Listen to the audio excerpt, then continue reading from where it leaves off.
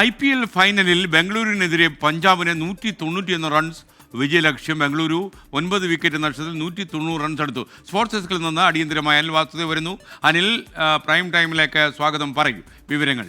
Good evening S K. എന്തായാലും IPL കിരീടാവകാശികൾ ആരാണ്, അല്ലെങ്കിൽ പഞ്ചാബിന് കിരീടത്തിലേക്ക് ഇനി 191 റൺസാണ് വേണ്ടത്.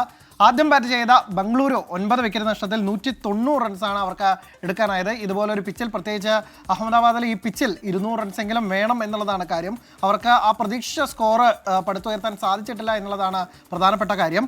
9 വിക്കറ്റ് നഷ്ടത്തിൽ 190 ആണ് അടുത്ത്. അവരുടെ നിരയിൽ വിരാട് കോഹ്ലി 43 റൺസ് എടുത്ത വിരാട് കോഹ്ലിയാണ് ടോപ്പ് സ്കോറർ. ഒപ്പം തന്നെ രജത് പാട്ടീദാർ, ലിയാങ് ലിവിങ്സ്റ്റൺ, ജിതേഷ് ശർമ്മ തുടങ്ങിയവരൊക്കെ തന്നെ 30 റൺസ് കടക്കാൻ ആവാതെ അങ്ങനെ കുഴങ്ങിപ്പോകുന്ന ഒരു അവസ്ഥ കണ്ടു. ഒരുപക്ഷെ അവർക്ക് പ്രതീക്ഷിച്ചതിലും ഒരു 20-30 റണ്ണെങ്കിലും കുറവാണ് ഈ ഘട്ടത്തിൽ എന്ന് നമുക്ക് മനസ്സിലാക്കേണ്ടിയിരിക്കുന്നത്.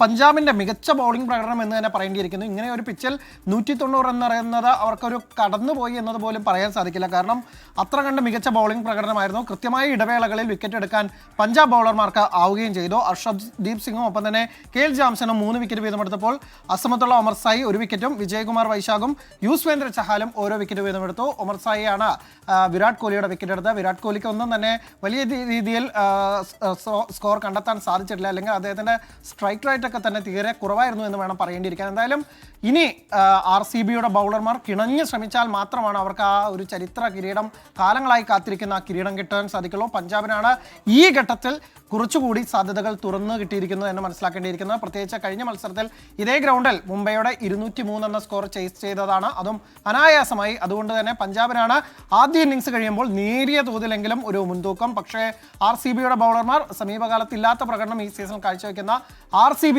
മികച്ച പ്രകടനം കാഴ്ചവെക്കുമെന്ന് തന്നെയാണ് അവരുടെ ആരാധകർ പ്രതീക്ഷിക്കുന്നത്. ഏറ്റവും പ്രതീക്ഷ വയ്ക്കുന്നത് ജോഷ് ഹേസൽവുഡ് എന്ന ഓസ്ട്രേലിയൻ പേസറിലാണ് SKN. Thank you Anil Vasudev.